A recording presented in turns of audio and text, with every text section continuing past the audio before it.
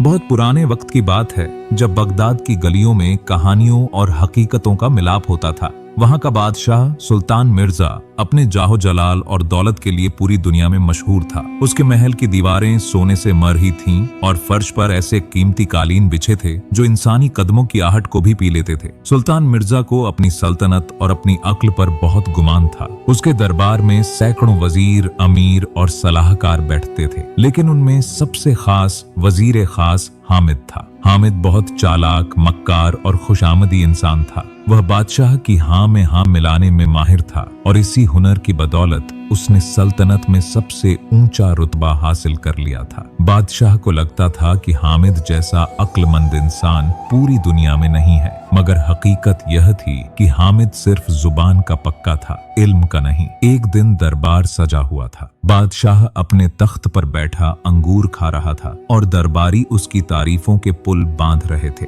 अचानक महल के बड़े दरवाजे पर शोर हुआ। पहरेदारों की चिल्लाने की आवाजें आईं। बादशाह ने नगोरी से देखा और पूछा कि यह क्या बदतमीजी है। तभी दरवाजा धड़ाम से खुला और एक फटे पुराने कपड़ों में लिपटा हुआ शख्स अंदर दाखिल हुआ। उसके बाल बिखरे हुए थे, चेहरे पर धूल जमी थी और पैरों में जूते तक नहीं थे। वह देखने में बिल्कुल पागल लग रहा था। पहरेदार उसे पकड़ने के लिए दौड़े, लेकिन उस पागल ने एक अजीब सी हंसी हंसते हुए कहा, रुक जाओ, मैं यहाँ तुम्हारे बादशाह की अक्ल का इम्तिहान लेने आया हूँ। अगर मुझ में दम नहीं तो मुझे सूली चढ़ा देना, लेकिन अगर मेरी बात में दम हुआ तो क्या तुम्हारा बादशाह सुनने की जुर्रत रखता है? पूरे दरबार में सन्नाटा छा गया। सुल्तान मिर्जा की आंखों में गुस्सा तैरने लगा। वजीर हामिद ने आगे बढ़कर कड़कती आवाज में कहा, ओ बदनसीब पागल, तुझे अंदाजा भी है तू किसके सामने खड़ा है? यह झिल्ले इलाही का दरबार है, कोई सराय नहीं। पहरेदारों, इसे गिरफ्तार कर लो और काल कोठरी में डाल दो। पहरेदार आगे बढ़े ही थे कि बादशाह ने हाथ उठाकर उन्हें रोक दिया।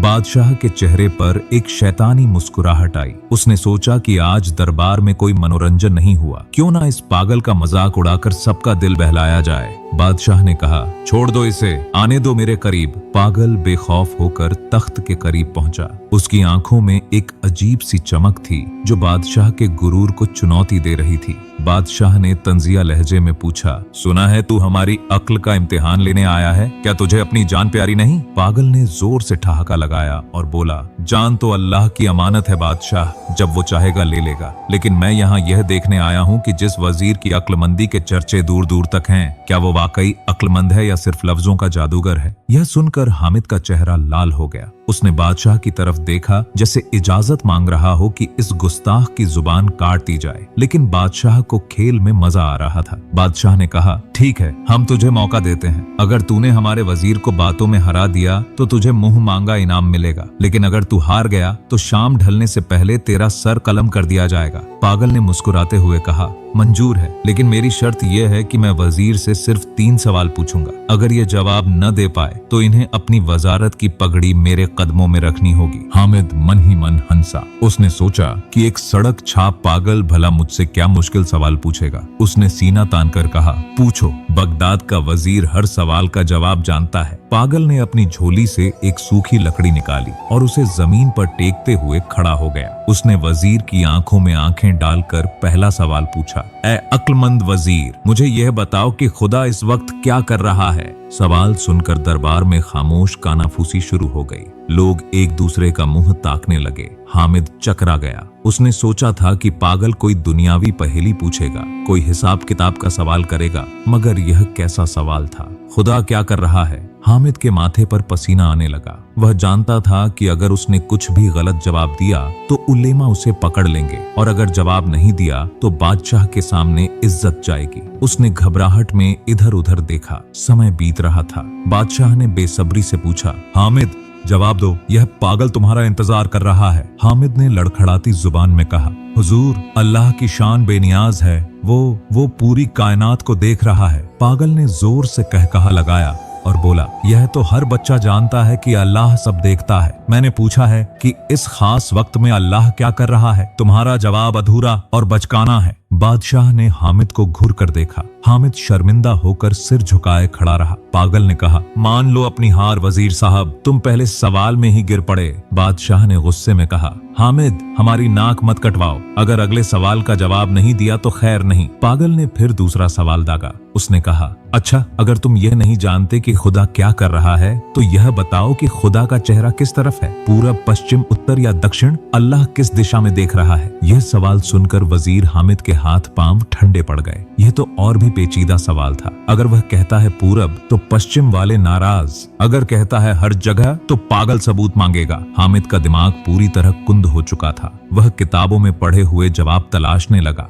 मगर खौफ की वजह से उसे कुछ याद नहीं आ रहा था। पूरा दरबार सांस रोके खड़ा था। बादशाह की मुट्ठियां भींच गईं। उसे यकीन नहीं हो रहा था कि उसका सबसे काबिल वजीर एक पागल के सामने गूंगा बना खड़ा है। हामिद ने कांपती आवाज में कहा, ऐ शख्स, अल्लाह हर जगह है, उसका चेहरा हर तरफ है। पागल ने फिर उसे टोका, दलील दो, बातों से काम नहीं चलेगा। मुझे सबूत चाहिए कि उसका चेहरा किस तरफ है और किस तरफ नहीं। अगर तुम अक्लमंद हो तो साबित करो, वरना खामोश हो जाओ।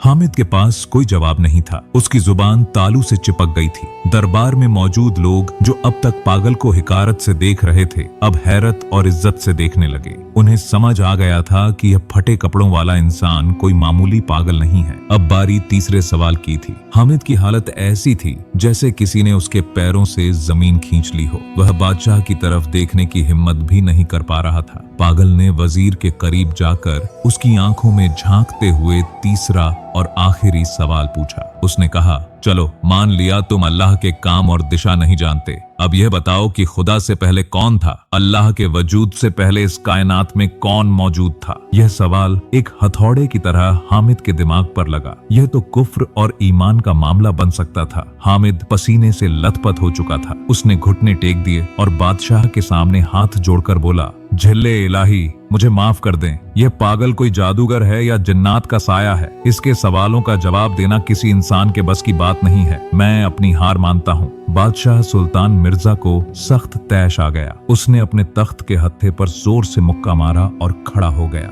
लानत है तुम पर हामिद, हमने तुम्हें बेशुमार दौलत और इज्जत बख्शी और तुम एक सड़क छाप फकीर के 3 सवालों के आगे ढेर हो गए। तुम्हारी वजह से आज हमारे दरबार की बदनामी हुई है। फिर बादशाह ने गुस्से और उम्मीद भरी नजरों से उस पागल की तरफ देखा और कहा, ऐ अजनबी, मेरे वजीर ने हार मान ली है। तुमने इसे हरा दिया, लेकिन अब तुम्हें इन सवालों के जवाब खुद देने होंगे। अगर तुमने जवाब नहीं दिए तो साबित हो जाएगा कि तुम सिर्फ फसाद फैलाने आए थे और तुम्हारा अंजाम बहुत बुरा होगा। पागल के चेहरे पर एक रूहानी सुकून था। उसने बादशाह की आंखों में देखते हुए कहा, बादशाह सलामत, जवाब तो बहुत आसान है, लेकिन जवाब देने का एक तरीका होता है। इस वक्त मैं जमीन पर खड़ा हूँ और यह हारा हुआ वजीर ऊंचे चबूतरे पर खड़ा है। उस्ताद का मकाम शागिर्द से ऊंचा होता है। अगर आपको जवाब चाहिए तो मुझे वजीर की जगह पर इज्जत से खड़ा करें और इस नाअहल वजीर को नीचे उतारें, क्योंकि इल्म की जगह तख्त है और जहालत की जगह धूल। बादशाह इस पागल की बेबाकी पर हैरान था, लेकिन अब उसकी दिलचस्पी जवाब जानने में इतनी बढ़ चुकी थी कि उसने फौरन हुक्म दिया, हामिद नीचे उतरो और इसे अपनी जगह पर खड़ा करो। हामिद, जो शर्मिंदगी से गड़ा जा रहा था, धीरे धीरे नीचे उतरा और आम दरबारियों की कतार में खड़ा हो गया। पागल शान से चला और वजीर की मसनद पर जा बैठा। उसने अपने फटे हुए लिबास को ठीक किया जैसे वह कोई शाही पोशाक हो। फिर उसने दरबार की तरफ देखकर बुलंद आवाज में कहा, अब सुनो तुम्हारे पहले सवाल का जवाब कि खुदा इस वक्त क्या कर रहा है। पागल ने एक पल के लिए अपनी आंखें बंद की और फिर खोलकर कहा, खुदा इस वक्त यह कर रहा है कि उसने एक झूठे, घमंडी और नाअहल वजीर को इज्जत के तख्त से नीचे गिराकर जलील कर दिया और एक फटे हाल फकीर को, जिसे तुम लोग पागल समझ रहे थे, उसे वजीर की कुर्सी पर बिठा दिया। अल्लाह इस वक्त तख्तों को पलट रहा है। वो जिसे चाहे इज्जत दे और जिसे चाहे जिल्लत दे, यही उसका काम है। यह जवाब सुनकर दरबार में सुभान अल्लाह की सदाएं गूंज उठी। बादशाह भी सन्न रह गया। जवाब इतना सटीक और मौके के मुताबिक था कि किसी की जुबान नहीं खुली। यह सिर्फ जवाब नहीं था, बल्कि हामिद के गुरूर पर एक तमाचा था। पागल ने फिर कहा, अब सुनो दूसरे सवाल का जवाब कि खुदा का चेहरा किस तरफ है। उसने अपनी जेब से एक मोमबत्ती निकाली और उसे जलाया। फिर उसने मोमबत्ती को वजीर हामिद के सामने किया और पूछा, बताओ इस मोमबत्ती की रोशनी किस तरफ है। हामिद ने दबी आवाज में कहा, रोशनी तो चारों तरफ है। पागल ने मुस्कुराकर कहा, जब इस मामूली मोमबत्ती की रोशनी किसी एक तरफ नहीं बल्कि हर तरफ है, तो उस नूर ए इलाही का चेहरा किसी एक तरफ कैसे हो सकता है। कुरान में अल्लाह फरमाता है, तुम जिधर भी देखो उधर ही अल्लाह का चेहरा है, पूरब भी उसका, पश्चिम भी उसका। दरबार में मौजूद उलेमा ने भी सिर हिलाकर तस्दीक की। बादशाह की आंखों में अब उस पागल के लिए इज्जत उभरने लगी थी। उसे एहसास हो रहा था कि यह शख्स पागल नहीं बल्कि कोई पहुंचा हुआ बुजुर्ग है जो हमें सबक सिखाने आया है। पागल ने अब तीसरे सवाल की तरफ रुख किया। यह सवाल सबसे मुश्किल था। खुदा से पहले कौन था? पूरे दरबार में सुई गिरने जैसी खामोशी थी। हर शख्स की नजर उस पागल पर टिकी थी जो अब वजीर की मसनद पर किसी बादशाह की तरह बैठा था। उसने बादशाह की तरफ उंगली उठाई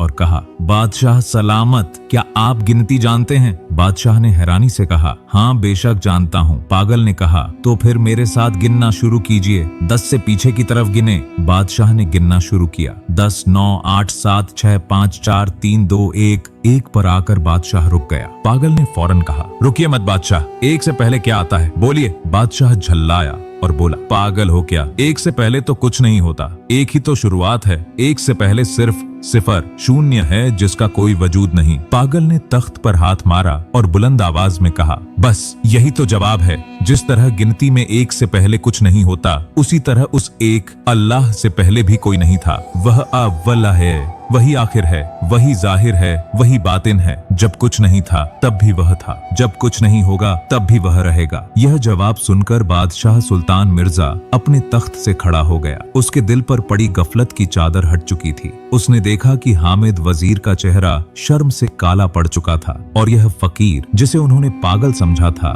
दरअसल हिकमत का खजाना था। बादशाह सीढ़ियां उतरकर उस फकीर के पास आया। उसने अपनी शाही पगड़ी उतारी और फकीर के कदमों में रख दी। बादशाह की आंखों में आंसू थे। उसने कहा, ऐ बुजुर्ग, हमें माफ कर दीजिए। मेरी दौलत और ताकत ने मुझे अंधा कर दिया था। मैं इंसान की पहचान उसके कपड़ों से करता रहा, जबकि असल दौलत तो सीने में छिपे इल्म और हिकमत की होती है। आप आज से मेरे उस्ताद हैं, मांगिए जो मांगना है। मेरा तख्त, मेरा खजाना सब हाजिर है। फकीर हंसा और अपनी पुरानी लकड़ी उठाई। वह मसनद से उतरा और वापस उसी फटे हाल अंदाज में खड़ा हो गया। उसने बादशाह के कंधे पर हाथ रखकर कहा, सुल्तान, मुझे तेरे खजाने की जरूरत नहीं। जिसने अपने दिल में अल्लाह की मोहब्बत का खजाना पा लिया हो उसे दुनिया के सोने, चांदी, पत्थर के टुकड़े लगते हैं। मैं तो सिर्फ तुम्हें यह बताने आया था कि अपने वजीर की खुशामद और अपनी अक्ल पर कभी घमंड मत करना। याद रखना, अक्ल बादाम खाने से नहीं, ठोकर खाने से आती है, और इज्जत रेशमी लिबास पहनने से नहीं बल्कि किरदार को पाक रखने से मिलती है। यह कहकर फकीर मुड़ा और दरबार के दरवाजे की तरफ चल दिया। बादशाह और दरबारी उसे रोकने के लिए लपके। हुजूर, कम से कम अपना नाम तो बताते जाइए, आप कौन हैं? फकीर ने बिना पीछे मुड़े हाथ हिलाया और दरवाजे से बाहर निकल गया। बाहर तेज हवा चल रही थी और रेत का गुबार उड़ रहा था। पहरेदार बाहर दौड़े लेकिन वहां कोई नहीं था। वह फकीर हवा के झोंके की तरह आया था और उसी तरह गायब हो गया। लोग कहते हैं कि वह शायद फिर कोई वली जो बादशाह को राह दिखाने आए थे। उस दिन के बाद सुल्तान मिर्जा पूरी तरह बदल गया। उसने हामिद को वजारत से हटा दिया और हुक्म दिया कि आज के बाद दरबार में ओहदा चापलूसी की बुनियाद पर नहीं बल्कि काबिलियत और ईमानदारी की बुनियाद पर दिया जाएगा। उसने अपनी जिंदगी सादगी से गुजारनी शुरू कर दी। वह अक्सर रात को भेष बदलकर बगदाद की गलियों में घूमता, गरीबों का हाल पूछता और अपनी प्रजा के साथ इंसाफ करता। बादशाह समझ गया था कि असली बादशाहत तख्त पर बैठने में नहीं बल्कि लोगों के दिलों पर राज करने में है। और वह 3 सवाल, खुदा क्या कर रहा है, खुदा किस तरफ देख रहा है और खुदा से पहले कौन था, उसकी जिंदगी का सबसे कीमती सबक बन गए। दोस्तों, यह कहानी हमें सिखाती है कि इंसान का लिबास नहीं बल्कि उसकी जुबान और उसकी समझ उसे बड़ा बनाती है। जो लोग दूसरों को हकीर समझते हैं अक्सर वही जलील होते हैं, और जो अल्लाह पर भरोसा रखते हैं और हिकमत से काम लेते हैं दुनिया के बादशाह भी उनके आगे सर झुकाते हैं। कभी किसी को उसके जाहिरी हाल से मत परखना, क्योंकि टूटी हुई संदूकची में भी अक्सर कोहिनूर हीरे छिपे होते हैं। उम्मीद है बगदाद के इस पागल और वजीर की यह कहानी आपके दिल में उतर गई होगी। अगर इस कहानी ने आपको कुछ सोचने पर मजबूर किया है तो कमेंट बॉक्स में सुभान अल्लाह लिखकर अपनी मौजूदगी का एहसास जरूर कराएं।